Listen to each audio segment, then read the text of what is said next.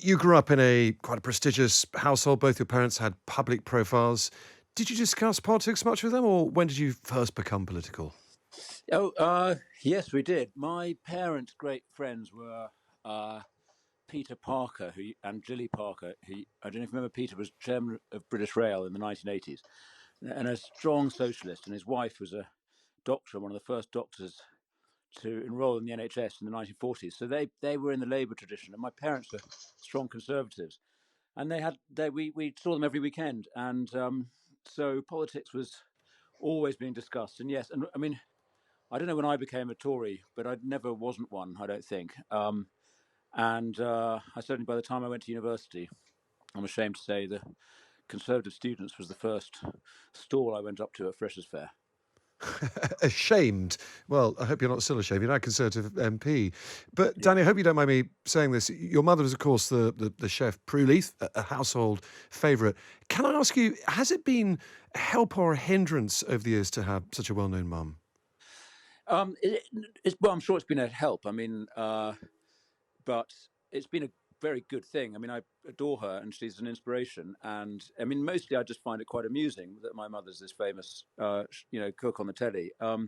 That's the sort of public profile. You know, behind the sort of jolly TV personality, she's a really impressive businesswoman and campaigner and entrepreneur. And so I've always been very impressed by her as a professional, and think that Mm.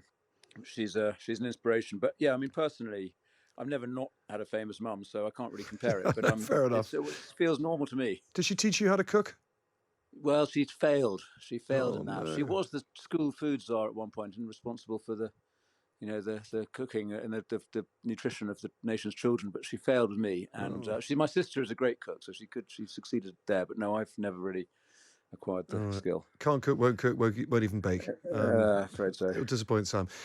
Back to you. You worked in politics for quite a long time. Ever since leaving university, pretty much, you went to a think tank, Centre for Policy Studies. You're then Tory advisor, I think briefly a leader writer at the Daily Telegraph, which is a sort of staple thing for any aspiring Prime Yeah. Minister. And then you went on to be David Cameron's speechwriter in opposition. Was that fun working for him? Yes, I mean it was a very exciting role to have and enjoyable. And he himself was a very good boss, and it was an exciting moment. It was the beginning of his time as party leader from kind of '05 to '06 to '08.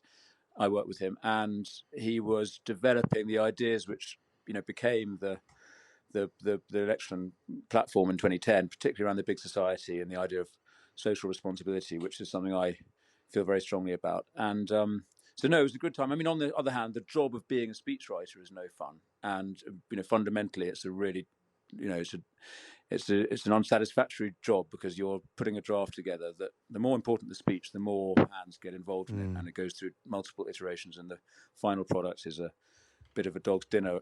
So it's not a very satisfying literary exercise writing a speech, but being in the leader's office was brilliant. Yeah. I'm told writing a speech for Boris Johnson these days is even more unsatisfying because he doesn't use a single word of what's proffered to him by the number 10 speech writer. He does it all himself, of course. But, Yeah. well, you'd have seen a bit of that. I mean, you also worked for Boris Johnson, the current Prime Minister, in number 10 after he went into number 10, but before you got yourself elected as an MP. How did that come about? Well, it's a good question. So you say I've worked in politics for a long time. I actually spent about 10 or 12 years out of politics after the David Cameron job in 2008. Mm. As I say, I found it a bit frustrating doing the speech writing, and I'd set up a charity with my wife working in prisons while I was at the Telegraph, actually, rather underemployed, writing those leaders.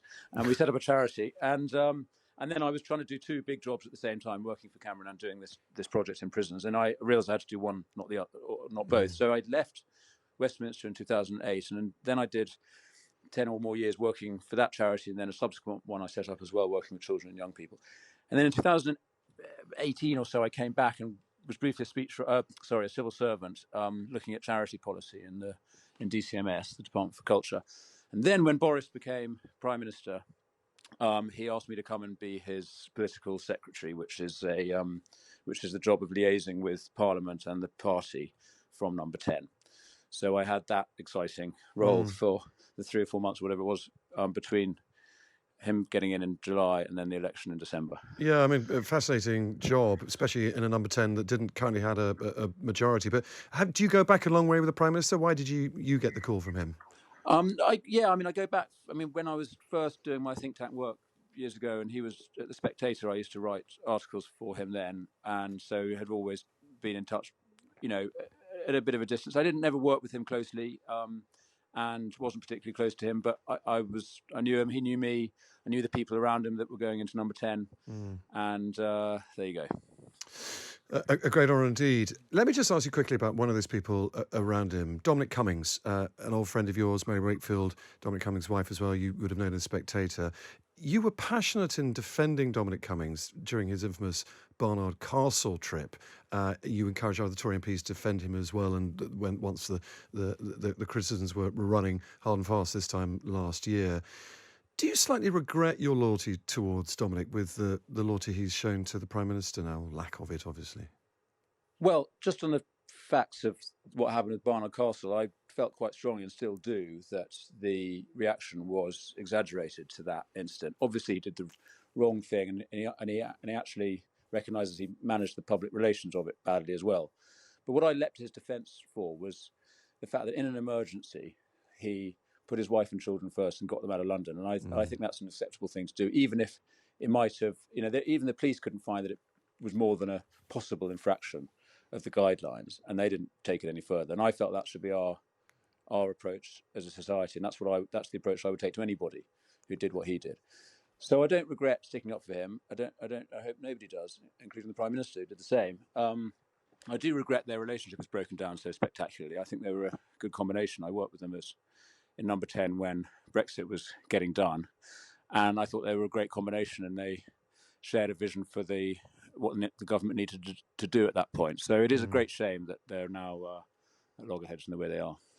Okay, you don't want to take sides in that one, I understand. Danny, finally, you've got an extraordinary CV for a new MP. Normally we talk to new MPs who haven't quite had the incredible political background you've had, the experiences you've had.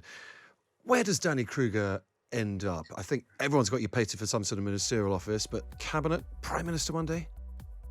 Well, I think I'm really impressed with MPs who don't want to climb the greasy pole. I'm kind of perplexed because it's such a tough job, and when that opportunity is there, why isn't that what you're interested in? But there are some like that. Douglas Carswell, if you remember, is a good old friend of mine as well. He never wanted to be a minister, and he achieved great things as a backbencher, and others have done the same. Danny, you're sitting on the fence. You won't tell me whether you want to be Prime Minister. I'm saying yes. I would love to climb as high as Okay. talents and good fortune would take me. Yeah.